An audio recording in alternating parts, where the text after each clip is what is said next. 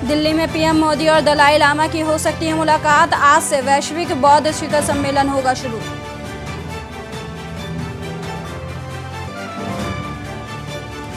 अमित शाह आज एससीओ बैठक में करेंगे अध्यक्षता। आपात स्थितियों को खत्म करने और उनसे बचाव के उपायों पर होगी चर्चा।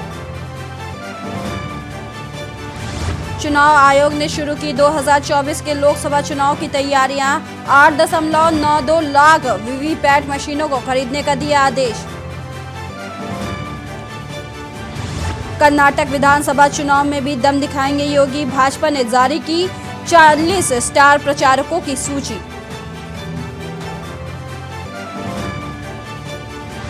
समलैंगिक विवाह के मुद्दे पर सुनवाई आज सुप्रीम कोर्ट में। आज फिर होगी सुनवाई। केंद्र के तर्क पर सुप्रीम कोर्ट ने दिया था जवाब।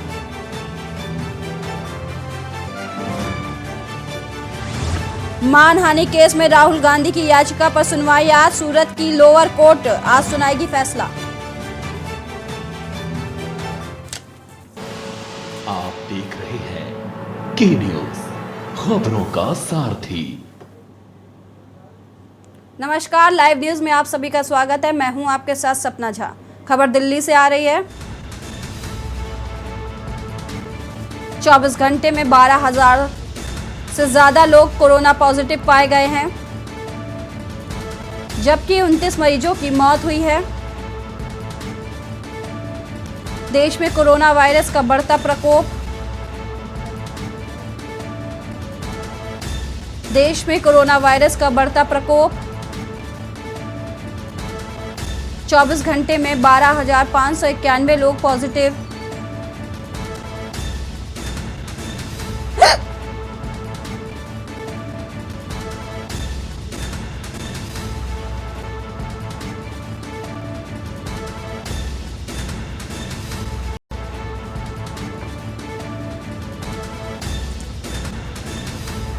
चौबीस घंटे में 12,591 लोग पॉजिटिव पाए गए हैं।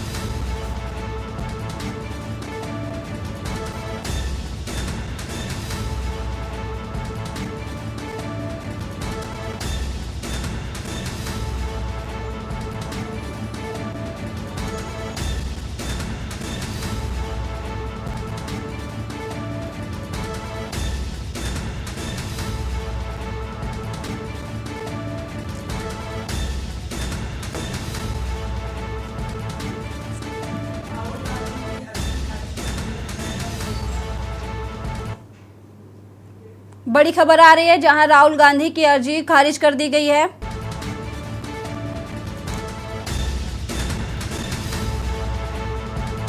मोदी सरनेम केस में राहुल की अर्जी खारिज। मोदी सरनेम केस में राहुल की अर्जी खारिज।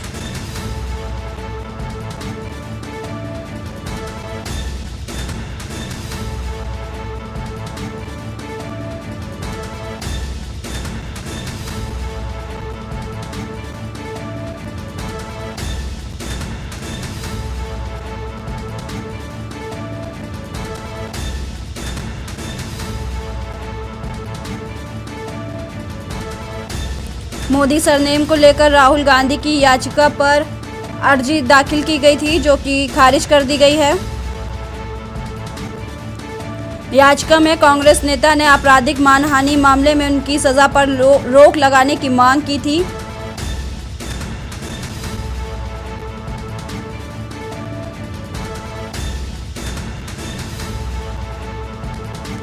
आपको बता दें, राहुल गांधी को मोदी सरनेम पर गलत टिप्पणी करने के चलते सूरत की कोर्ट ने 2 साल की सजा सुनाई थी। उनके खिलाफ चल रहे मानहानि मामले में कोर्ट ने उन्हें दोषी पाए जाने के बाद यह सजा सुनाई थी।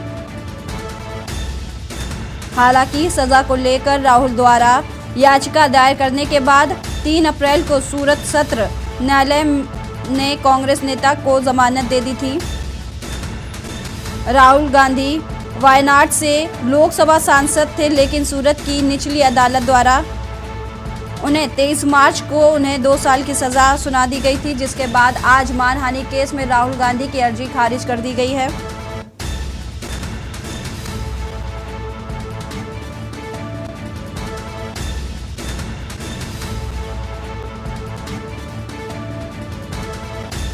आपको बता दें, सत्र न्यायालय ने बाद में पूर्व सांसद को जमानत देते हुए शिकायतकर्ता पुणेश मोदी और राज्य सरकार को उनको दोषी सिद्ध पर रोक लगाने की कांग्रेस नेता की याचिका पर नोटिस भी जारी किया। कोर्ट ने दोनों पक्षों को सुना और फिर 20 अप्रैल के लिए आदेश सुरक्षित कर लिया था, यानी कि आज के लिए। मोदी सरनेम केस में राहुल की अर्जी खारिज कर दी गई है। आपको बता दें, यह मामला 2019 के लोकसभा चुनाव से पहले एक प्रचार कार्यक्रम को संबोधित करते हुए राहुल गांधी द्वारा मोदी उपनाम का उपयोग करने वाली टिप्पणी से संबंधित है। अप्रैल 2019 में कर्नाटक के कोलार की एक रैली में राहुल ने प्रधानमंत्री नरेंद्र मोदी पर कटाक्ष करते हुए कहा था कि कैसे सभी चोरों का उपनाम मोदी है। इस मामले में गुजरात भाजपा के नेता पुणेश मोदी ने राहुल गांधी के खिलाफ मानहानि का मामला दर्ज किया था, जिस पर उन्हें 2 साल की सजा हुई। भाजपा ने राहुल की टिप्पणी को मोदी और पूरे ओबीसी समाज के खिलाफ बताया था।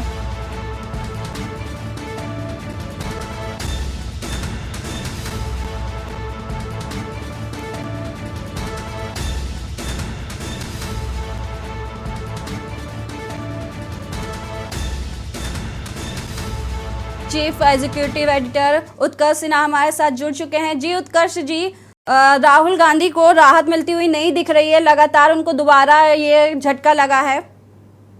जी बिल्कुल, ये जब मानहानि के मामले में फैसला आया था लोअर कोर्ट का और उसके बाद राहुल गांधी की लोकसभा की सदस्यता भी तुरंत खत्म कर दी गई थी।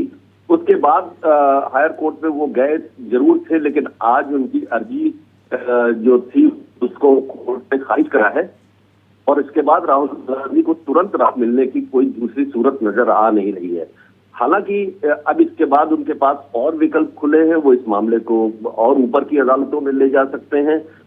साथ ही पॉलिटिकल लड़ाई इससे और ज्यादा बढ़ेगी, क्योंकि पहले भी यह आरोप था कि बिना आधार के ये मुकदमा कायम किया गया था, आनन फानन में इसका फैसला सुनाया गया था और जितनी भी फैसला आया था उतनी ही तेजी से संसद सदस्यता को भी खत्म कर दिया गया था। तो कर्नाटक के चुनाव के बीच में ये सारा मामला बन रहा है और निश्चित तौर पर अभी इस पे सियासी उबाल और बढ़ेगा। जी, जैसे कि कांग्रेस हाई कोर्ट जाने की बात कर रही है। कांग्रेस के पास विकल्प है, अगर जिला अदालत से उसकी याचिका खारिज हुई है तो उसके बाद वो हाई कोर्ट जाएगी और अगर हाई कोर्ट पे भी उसको राहत नहीं मिलती है तो निश्चित तौर पर कांग्रेस इस मामले में सुप्रीम कोर्ट तक जाने में नहीं हिचकेगी, क्योंकि कांग्रेस को भी ये पता है कि ये एक ऐसा मुद्दा है जिसके जरिए वो अपनी राजनीतिक लड़ाई भी तेज कर सकती है और पब्लिक की सिंपैथी को लेने के लिए भी वो इस मसले का इस्तेमाल कर रही है। शुक्रिया तमाम जानकारी के लिए।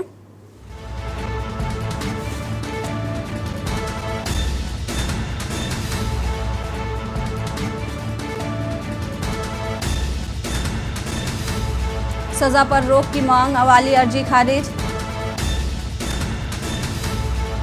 राहुल गांधी को सूरत को सेशंस कोर्ट से बड़ा झटका लगा है। मोदी सरनेम केस में राहुल की अर्जी खारिज कर दी गई है। मानहानि केस में राहुल गांधी की अर्जी खारिज। सजा पर रोक की मांग वाली अर्जी खारिज कर दी गई है। इसके बाद कांग्रेस हाई कोर्ट जाने की बात कह रहा है।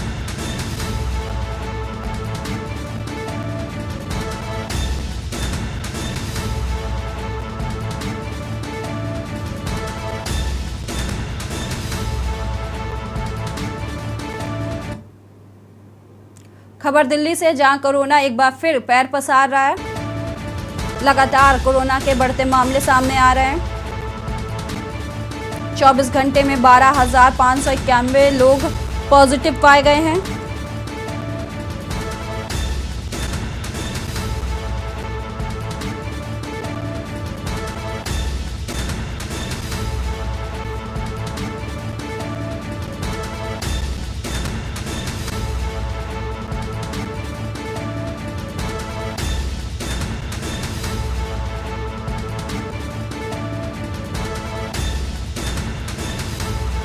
प्रवेश शर्मा और पवन तिवारी हमारे साथ जुड़ चुके हैं। जी प्रवेश, 12,000 से अधिक कोरोना के मामले सामने आए जबकि 29 लोगों की मौत हो गई है। ये एक बेहद चिंतित कर देने वाली संख्या सामने आई है, कोरोना के मामले हैं।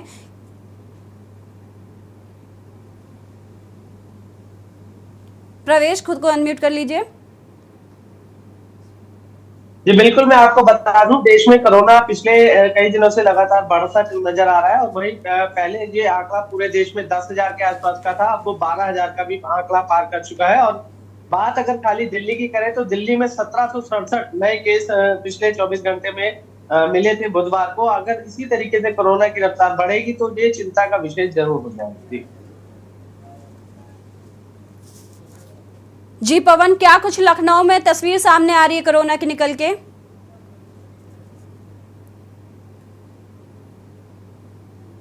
अनम्यूट कर लीजिए। जी, आपको बता दें कि उत्तर प्रदेश की बात की जाए तो लगभग 900 से ज्यादा मामले बुधवार को आए हैं और 800 से ज्यादा मामले मंगलवार को आए थे। और लखनऊ की बात की जाए तो कल सर्वाधिक मामले 245 कोरोना के मामले राजधानी लखनऊ में मिले हैं।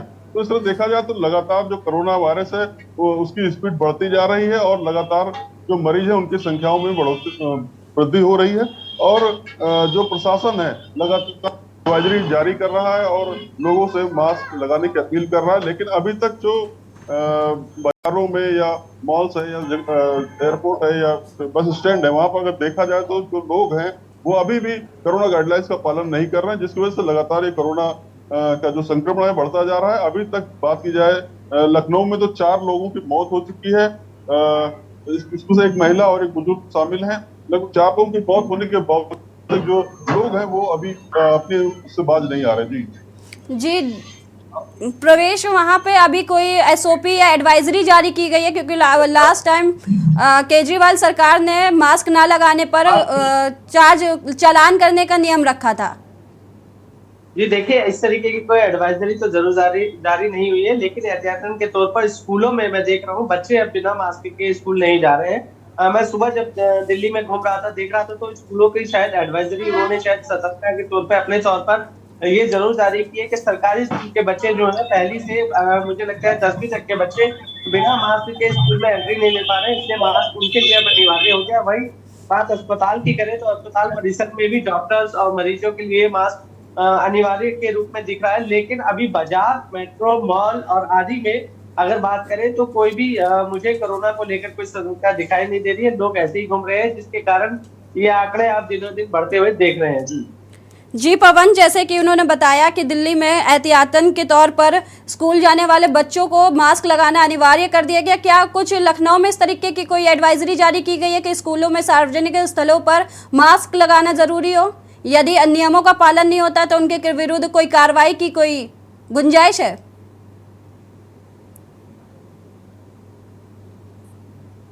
पवन, अनम्यूट कर लीजिए।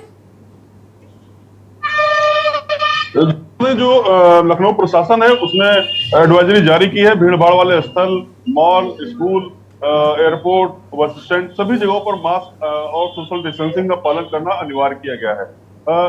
लगातार जो है एडवाइजरी जारी की गई है और लोगों से अपील भी की जा रही है। अभी तक कोई दंडात्मक कार्रवाई नहीं की गई है और अभी कोई जुर्माना भी नहीं लगाया गया, जिस वजह से लोग अभी इसको हल्के में ले रहे हैं और जो भी नियम कानून प्रशासन ने बनाए हैं उसका पालन करते हुए दिख नहीं रहे हैं। इस तरह प्रशासन तो लगातार एडवाइजरी जारी कर रहा है लेकिन उसका पालन नहीं हो रहा। हाँ, स्कूलों में बात की जाए तो स्कूलों में जो स्कूल के प्रबंधक है उन्होंने जो अपील की अभिभावकों से, तो बच्चे जो है लगातार वो मास्क का प्रयोग कर रहे हैं और स्कूलों में इसका पालन करते हुए दिखा जा रहा है। लेकिन अभी बाजार, मास और सड़कों पर इसका पालन नहीं हो रहा है और अभी इस पर ज्यादा सख्ती भी नहीं की गई जिसकी वजह से लोग जो सुन रहे हैं और उसको जो है पालन नहीं कर रहे हैं।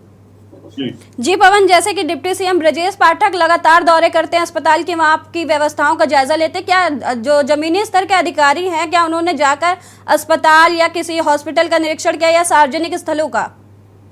जी आपको बता दें, अभी कुछ दिन पहले ही यहाँ पर राजधानी लखनऊ के कई हॉस्पिटल में महोत्सव का आयोजन किया गया था। कोरोना वायरस से जो गंभीर मरीज हैं कैसे देखरेख की जाएगी, कैसे उनका बचाव किया जाएगा, इसको लेकर एक मॉक ड्रिल का आयोजन किया गया था और सभी हॉस्पिटलों को अलर्ट मोड पर रखा गया है और समय समय पर जो डिप्टी सीएम ब्रजेश पाठक है और उसके अलावा जो अधिकारी वो जाकर हॉस्पिटलों में व्यवस्थाओं का जायजा ले रहे हैं। हॉस्पिटलों की व्यवस्थाएं की गई हैं, लेकिन जो पब्लिक है, अभी पब्लिक जो कोरोना वायरस का जो प्रकोप है उसको समझ नहीं रहा है और लगातार जो सोशल डिस्टेंसिंग है और मास्क लगाने का जो नियम है उसको पालन नहीं कर रहे हैं। जी बिल्कुल पवन, प्रवेश और पवन आप दोनों का शुक्रिया तमाम जानकारी के लिए। पवन आप बने रहिएगा हमारे साथ।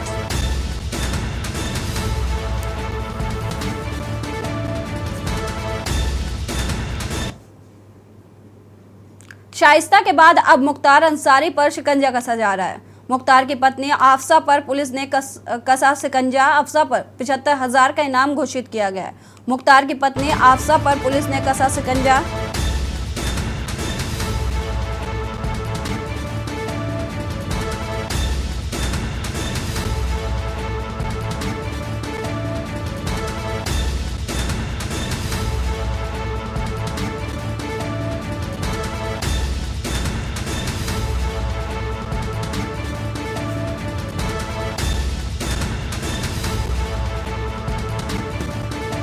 सिद्धार्थ मौर्य मऊ से हमारे साथ जुड़ चुके हैं। जी सिद्धार्थ, आफसा पर 75,000 रुपए का इनाम घोषित किया गया है, इसको लेकर क्या कुछ अपडेट है? जी बता दें कि मऊ जिले में जिस तरह से पूर्व विधायक मुख्तार अंसारी के जो पत्नी आफसा अंसारी थी, उनको दक्षिणतोड़ा थाने में उनके ऊपर जो एक मुकदमा पंजीकृत था जो 20/22 के उसमें जो वो चल रही थी फरार, जिसको लेकर कल इनको यहाँ के जो मऊ के अधीक्षक हैं, पुलिस अधीक्षक द्वारा इनके ऊपर 25,000 का इनाम घोषित किया गया है। जी अभी तक पुलिस ने उनकी कहाँ छापेमारी की है तलाश में? अगर देखा जाए तो जो यहाँ पे मऊ जो आफसा अंसारी थी हैं उनको लेकर पुलिस पूरे मऊ जिले से लेकर गाजीपुर में तमाम जगह इनके द्वारा छापामारी की जा रही है, लेकिन अभी तक ये फरार चल रही है और अभी तक पुलिस को जहाँ भी इनको लग रहा है, संदेह दिख रहा है कि अगर यहाँ इनको मिलने की आशंका, वहाँ पुलिस भारी फोर्स बल के साथ वहाँ जाके छापामारी का काम कर रही है, लेकिन अभी तक ये मिली नहीं। अभी तक पुलिस ने कहाँ छापेमारी की है? अभी तक देखा जाए तो मऊ जिले में जो तमाम जगहों पे छापामारी कर रही है, मऊ जिले के जो आसपास के जिले हैं जैसे गाजीपुर जिला हुआ, गाजीपुर जिले के ईसूपुर मोहम्मदाबाद हुआ, वहाँ पे भी पुलिस के द्वारा छापामारी, मऊ पुलिस के द्वारा वहाँ पे भी छापामारी किया जा रहा है। जी आफसा के साथ किसी के साथ होने की संभावना है? अभी तो इसमें किसी प्रकार का भी कोई तो ये सुराग नहीं मिल रहा है कि आफसा किसके साथ है, लेकिन हाँ अगर देखा जाए तो आफसा के जो कई रिश्तेदार हैं वहाँ उनके साथ छापेमारी के काम हो रहा है। शुक्रिया तमाम जानकारी के लिए।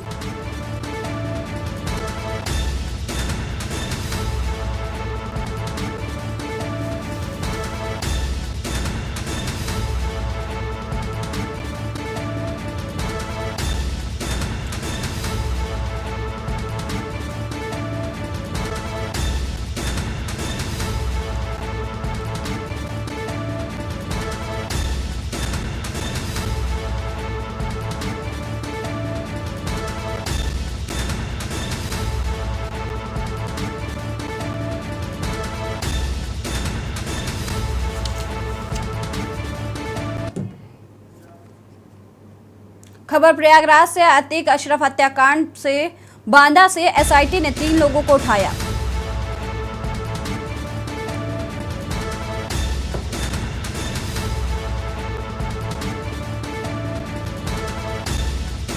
आरोपी लवलेश की 3 दोस्तों को उठाया।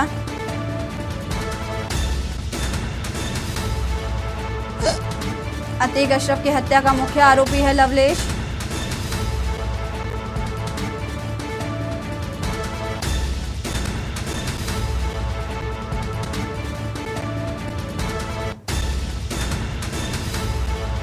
हमीरपुर और कासगंज भी पहुंची एसआईटी टीम।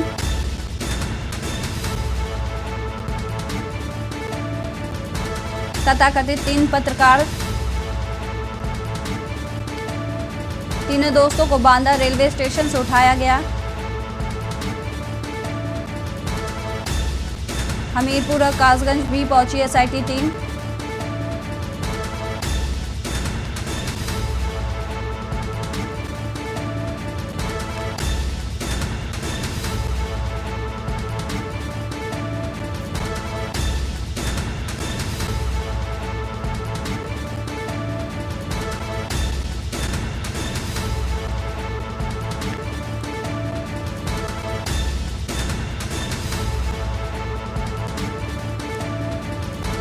विनय मिश्रा संवाददाता प्रयागराज से हमारे साथ जुड़ चुके हैं। जी विनय, तीन दोस्तों को, लवलेश के तीनों दोस्तों को उठाया गया है, क्या ये रेकी में शामिल थे या इस हत्या के प्लानिंग में शामिल थे?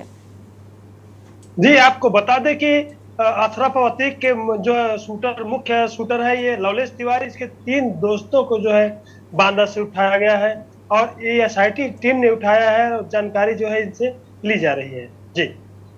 जी, इनको उठाया गया है। एसआईटी लगातार छापेमारी कर रही, कासगंज हमीरपुर के अलावा और कहीं कुछ छापेमारी हो सकती है या इनके अलावा किसी और की भी गिरफ्तारी हो सकती है?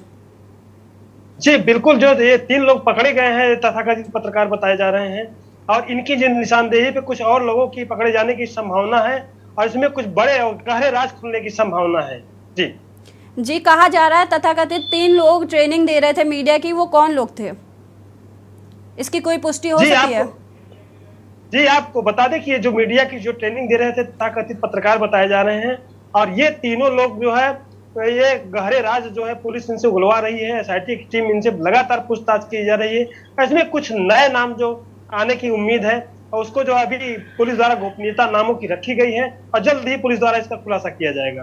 तमाम जानकारी के लिए शुक्रिया, बने रहिएगा हमारे साथ।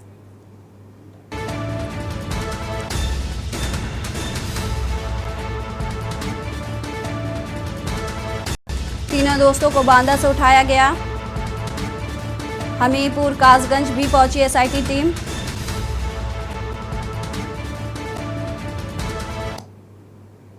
वक्त एक छोटे से ब्रेक का, जल्द हाजिर होंगे।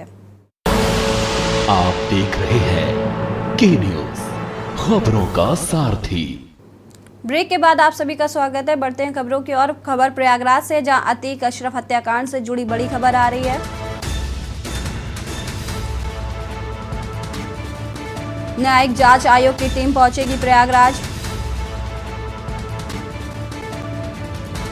पूर्व न्यायमूर्ति अरविंद कुमार त्रिपाठी आज पहुंचेंगे प्रयागराज। अरविंद कुमार त्रिपाठी की अध्यक्षता में आयोग गठित।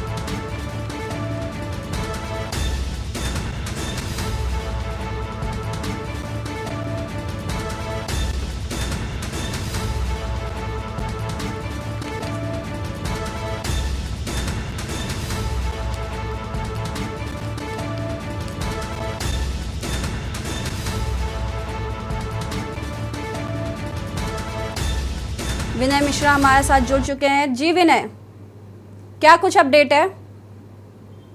जी, आपको बता दें कि पूर्व न्यायमूर्ति अरविंद कुमार त्रिपाठी कुछ देर में प्रयागराज पहुंचने वाले हैं और जांच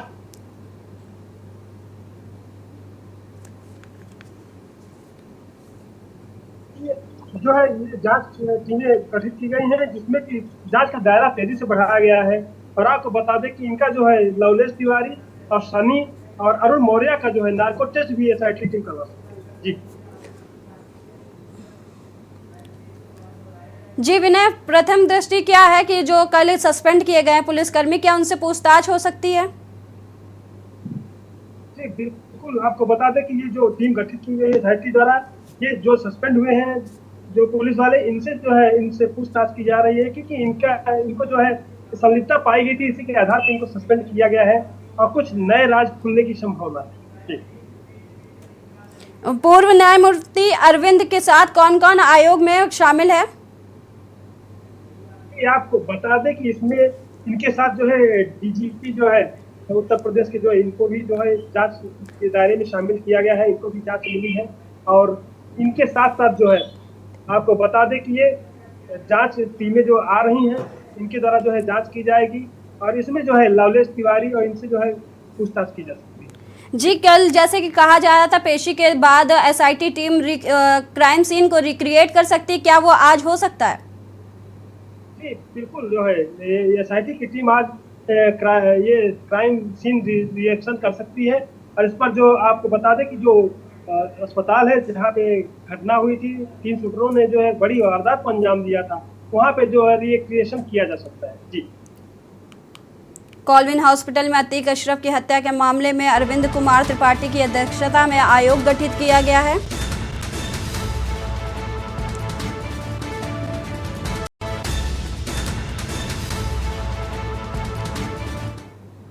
अतीक अशरफ की हत्या के मामलों में तीनों शूटर्स से पूछताछ हो सकती है। उनका नार्को टेस्ट किया जा सकता है। हत्यारों से पूछताछ में होगा खुलासा। तीनों शूटर्स का हो सकता है नार्को टेस्ट।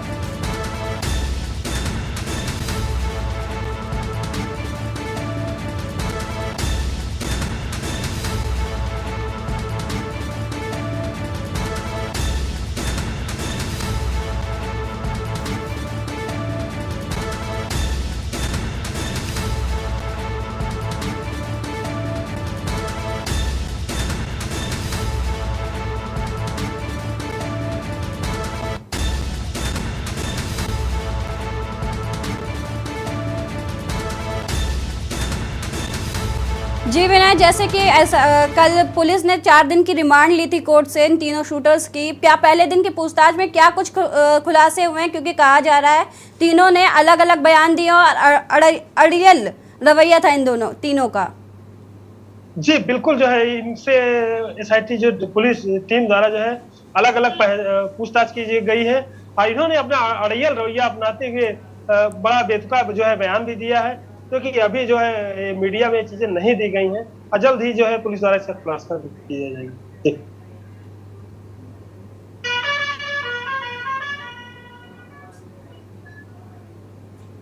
जी एसआईटी की लगातार सवाल कर रही है कि क्योंकि ये गन्स कहाँ से आई इतनी महंगे, क्योंकि ये 3 शूटर्स थे, ये लोग कोई ज़्यादा हिस्ट्री शीटर भी नहीं थे जो उनके पास इतनी महंगी गन्स आती, तो इनको किन्होंने मुहैया कराई थी, इसको लेकर क्या कुछ खुलासा हुआ है? जी आपको बता दें कि ये अपनी जांच जब इनसे पूछताछ की जा रही है, ये जो है एसआईटी टीम को जो है बातों में भटका रहे हैं और बड़ा बेतुका और अलग अलग बयान बदल के बयान इनका दिया जा रहा है। अभी तक ये खुलकर कोई चीज ठोस तथ्य को जो है अभी नहीं बोले हैं, क्योंकि एसआईटी टीम जो है इन गहराइयों को आज जो पूर्व जस्टिस आने वाले हैं और इनकी टीम भी इनसे पूछताछ कर सकती है। क्या पूर्व जस्टिस के आने के बाद इनका नार्को टेस्ट किया जा सकता है? जी आपको बता दें कि ये एसआईटी टीम के पूर्व गठित टीम के जो है जज आ रहे हैं और इनके द्वारा जो है आज हो सकता है नार्को टेस्ट जो है इनके तीनों का किया जाए। जी शुक्रिया तमाम जानकारी के लिए।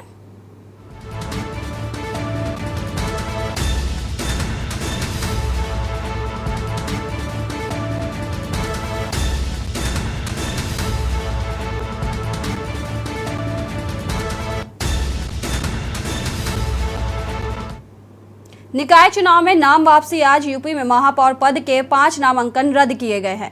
लखनऊ में पार्षद के 84 पर्चे खारिज कर दिए गए। 983 लोगों ने किया था नामांकन। निकाय चुनाव में नाम वापसी आज। निकाय चुनाव का बिगुल फूंक चुका है। पहले चरण का नामांकन हो चुका है, जिसके बाद एक बार फिर आज नाम वापसी का आखिरी दिन है। यूपी में महापौर पद के 5 नामांकन रद्द कर दिए गए हैं।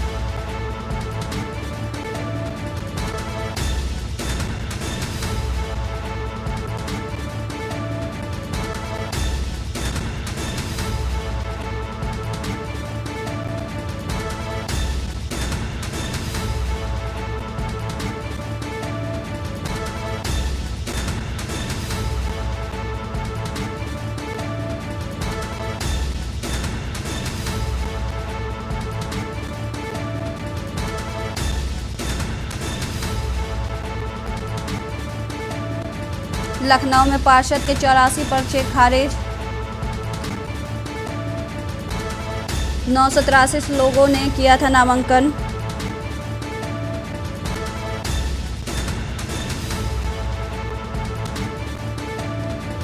निकाय चुनाव में नाम वापसी आज।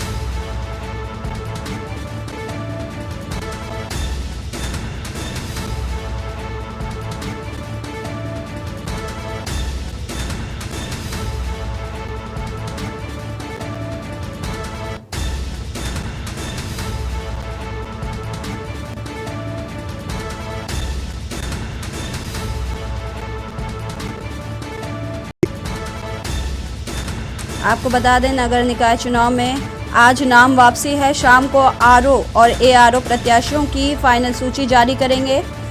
नाम वापस लेने के लिए उम्मीदवार को शपथ पत्र देना होगा। नाम वापस लेने के लिए वार्डों में बुधवार देर रात तक मान मनोबल चलती रही। सबसे ज्यादा जोर आजमाइश पार्षद पद के प्रत्याशियों में रही।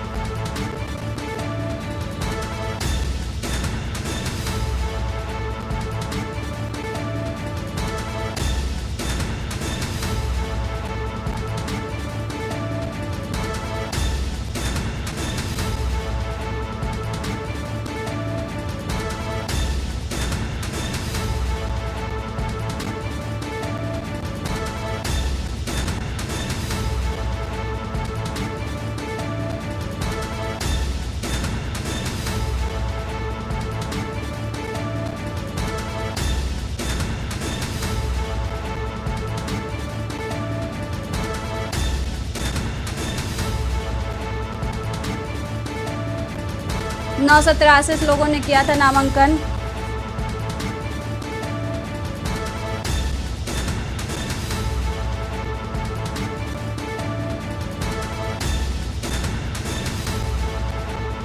नगरीय निकाय चुनाव में प्रत्याशियों की नाम वापसी गुरु आज होनी है। चीफ एग्जीक्यूटिव एडिटर हमारे साथ जुड़ चुके हैं उत्कर्ष जी। जी उत्कर्ष जी, आज नाम वापसी का आखिरी दिन है, जिसके बाद आखिरी लिस्ट जारी की जाएगी।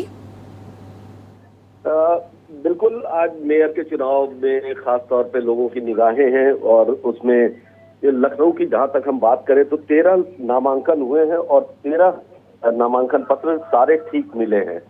लखनऊ में कुछ ऐसी बहुत इंटरेस्टिंग घटनाएं भी हो रही हैं जिसमें भारतीय जनता पार्टी ने एक ही वार्ड में 2 लोगों को सिंबल दे दिया है और उसको लेके घमासान अभी जारी है। तो आज ये भी देखना होगा कि ऐसे कितने बागी, पूरे प्रदेश में बहुत सारे ऐसी सीटें हैं जहां पे भारतीय जनता पार्टी हो या समाजवादी पार्टी हो, उसके बागी उम्मीदवारों ने भी पर्चा भरा है जिनका टिकट कटा है पार्षद के चुनाव में और इस तरह के चुनाव में। लेकिन देखना ये होगा कि कितने डटे रह जाते हैं और कितनों का पर्चा वापस हो जाता है। इसके बाद ही तस्वीर साफ होगी और प्रचार फिर जोर पकड़ेगा। हालांकि 1-2 दिन ईद का त्योहार आने वाला है, तो उसमें प्रचार किस तरह से करेंगे वो भी एक बड़ा इंटरेस्टिंग फैक्टर होगा।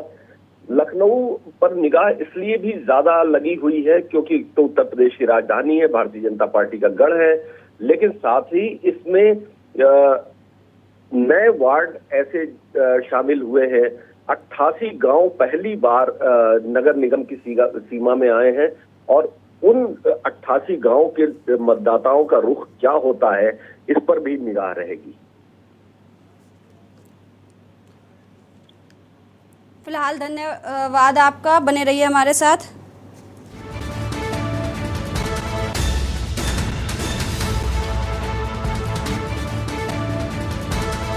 लखनऊ में खबर लखनऊ से आ रही है।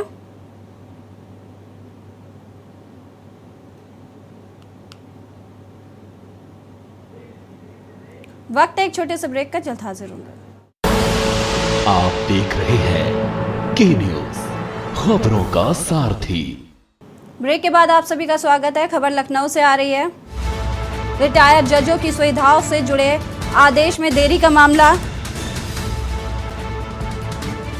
आदेश में देरी पर नाराज इलाहाबाद हाईकोर्ट। सचिव, विशेष सचिव वित्त को हिरासत में लेने का आदेश। सुप्रीम कोर्ट ने लगाई मुख्य सचिव को तलब। रिटायर्ड जजों की सुविधा से जुड़े आदेश में देरी का मामला।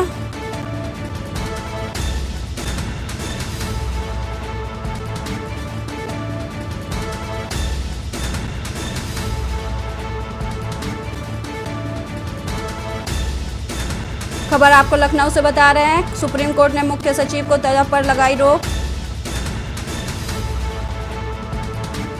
चीफ एग्जीक्यूटिव एडिटर हमारे साथ जुड़ चुके हैं। जी उत्कर्ष जी, आदेश में देरी पर नाराज इलाहाबाद हाईकोर्ट ने अपना सख्त रवैया अपनाया, इसको लेकर क्या कुछ जानकारी है?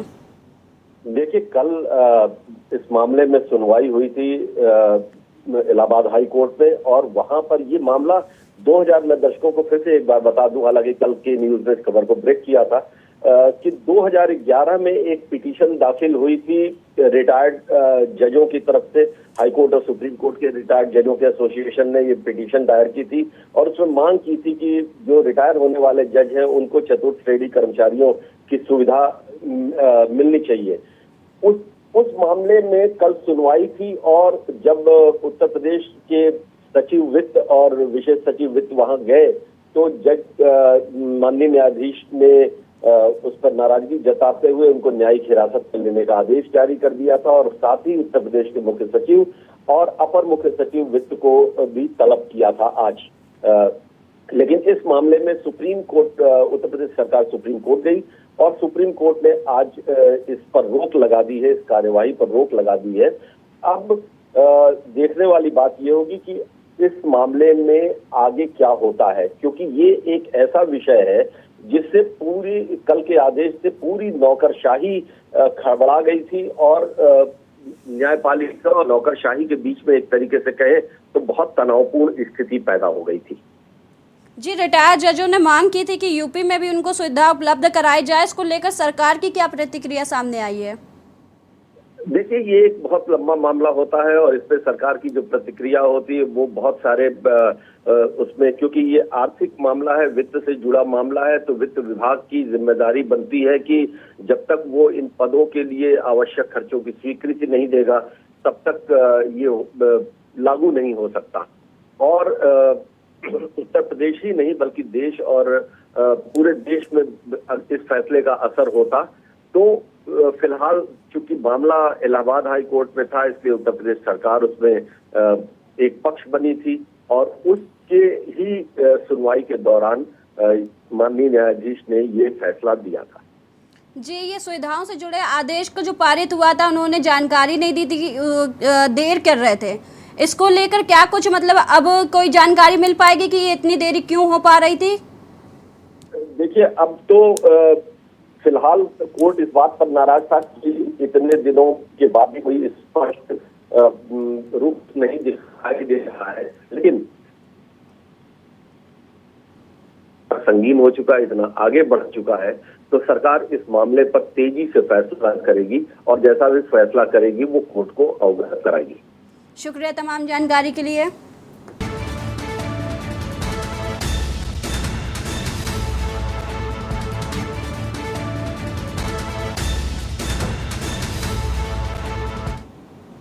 खबर लखनऊ से आ रही है। 21 जिलों में गर्मी और लू को लेकर अलर्ट जारी किया गया है। आंचलिक मौसम विज्ञान केंद्र ने जारी की सूची।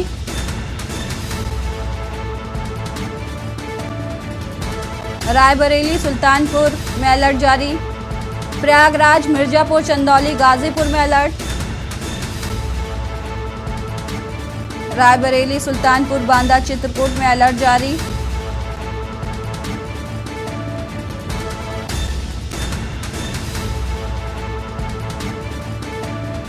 आजमगढ़, मऊ और बलिया के लिए अलर्ट जारी किया गया।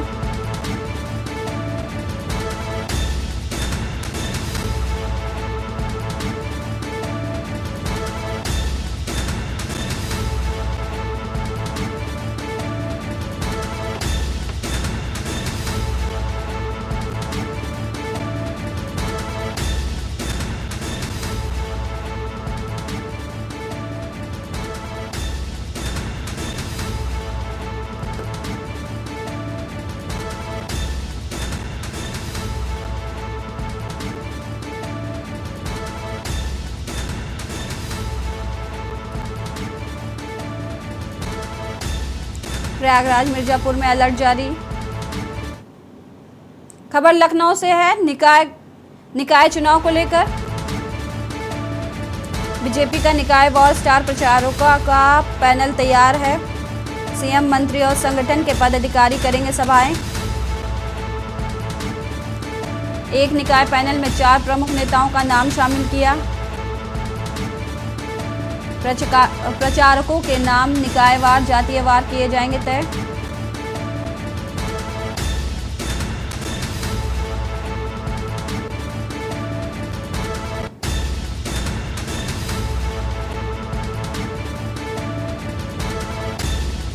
पश्चिम क्षेत्र में अलग अलग तैयार किया गया पैनल। अपना दल से आशीष पटेल करेंगे प्रचार।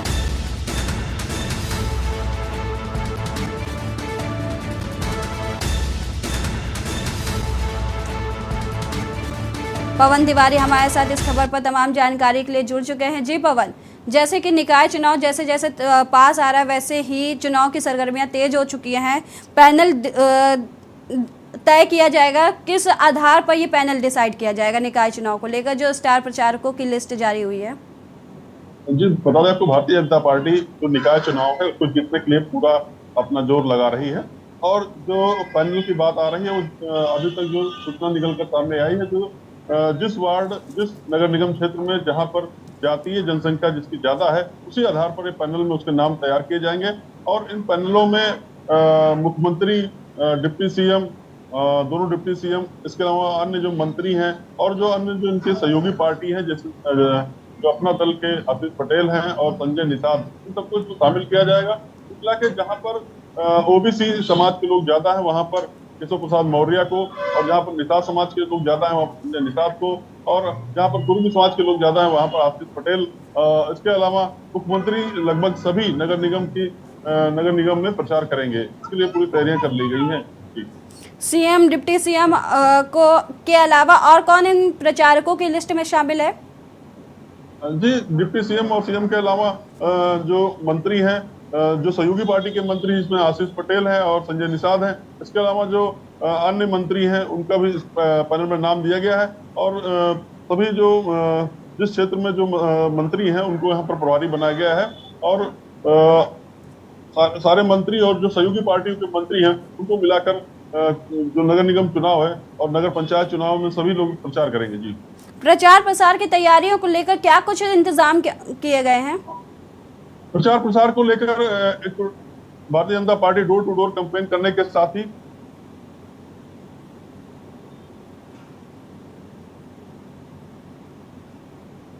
खबर आपको लखनऊ से बता रहे हैं। पश्चिम क्षेत्र में अलग अलग तैयार किया गया पैनल। अपना दल से आशीष पटेल भी प्रचार करेंगे।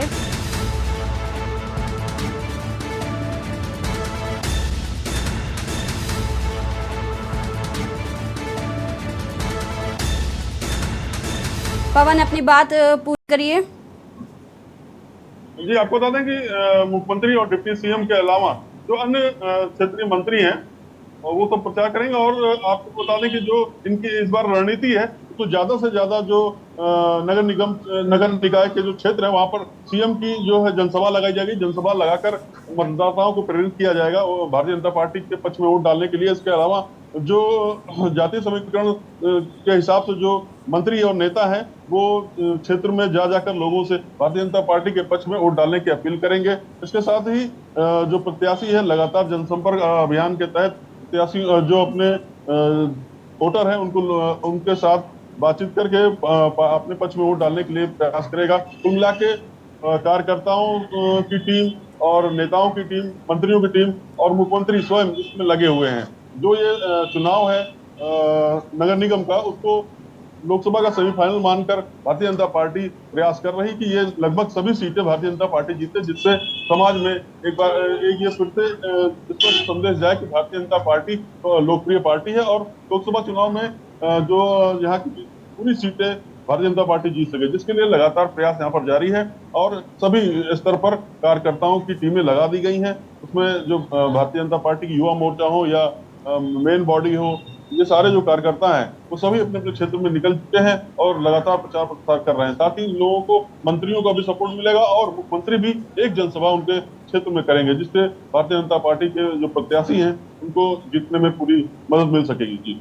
जी, जनसंपर्क अभियान के दौरान सरकार की किन योजनाओं को लेकर मुद्दा बनाया जाएगा और उस पर निकाय चुनाव के जीत हासिल की जा सकती है? भारतीय जनता पार्टी का जो प्रमुख मुद्दा है वो जीरो टॉलरेंस की नीति है। जिस तरह मुख्यमंत्री योगी आदित्यनाथ के शासन में लगातार माफियाओं का सफाया हो रहा है और जो भी माफिया हैं तो जेल में डाल दिया गया है या उनका एनकाउंटर किया गया है, तो इनका एक प्रमुख मुद्दा लॉ एंड ऑर्डर को लेकर रहेगा। इसके साथ ही जो इनकी जन कल्याणकारी योजनाएं हैं, चाहे वो फ्री राशन वितरण की योजना हो या जो इन्होंने उज्ज्वला योजना शुरू की थी, गैस सिलेंडर की फ्री में जो गैस सिलेंडर बांटा था वो योजना हो, और जो बिजली कनेक्शन उन्होंने फ्री में काफी लगवाए थे वो योजना हो, और जो लगातार हाईवेज बन रहे हैं, लगातार जो एयरपोर्ट का निर्माण हो रहा है लगातार उत्तर प्रदेश में, और जो सड़कों का जाल बिछ रहा है, और इन सब योजनाओं को भारतीय जनता पार्टी कार्यकर्ता और नेता अपने वोटरों को बताएंगे। इसके अलावा जो अभी नगर निगम का चुनाव है तो यहाँ मेन जो है सड़क, बिजली, पानी का ही बात होती है। तो जो अभी तक इन्होंने जो कार्य कराया है, जैसे कि अब जो लखनऊ है, ये स्वच्छता की रैंकिंग में इसको नंबर 1 स्थान मिला था और महापौर ने काफी मेहनत की थी और साफ सफाई को लेकर, इन सब चीजों को लेकर जो नेता है और जिनको प्रत्याशी पार्टी ने बनाया है वो मतदाताओं के बीच जाएंगे और अपनी सारी योजनाओं को जनता को बताएंगे। जी, शुक्रिया तमाम जानकारी के लिए।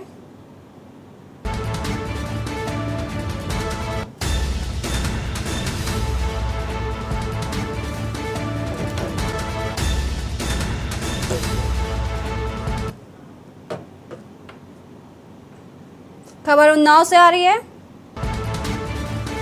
गैंगरेप पीड़िता के बेटे बहन को केजीएमयू कराया गया भर्ती। दोनों अबोध बच्चों के सिर में है फ्रैक्चर। कानपुर उर्सला से केजीएमयू किया गया रेफर। घटना के 3 दिन बाद नींद से जागी मौरावा पुलिस। थाने की फोर्स पहुंची लखनऊ।